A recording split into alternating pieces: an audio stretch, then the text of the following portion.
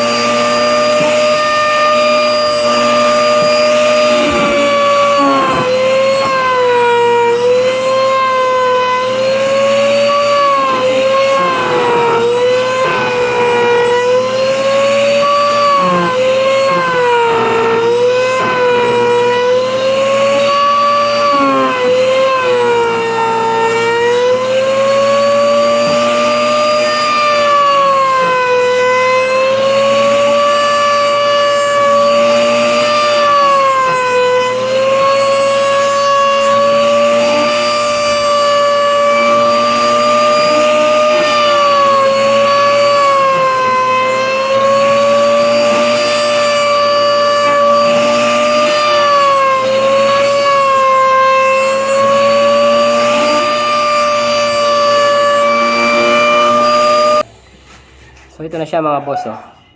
Pantay na yung bilog niya. Yung mga guhit-guhit na yan, so matatanggal naman yan kasi bubutasan pa natin yan para maging dice na siya talaga. Tapos pintura, tapos lihan na rin. So yan siya.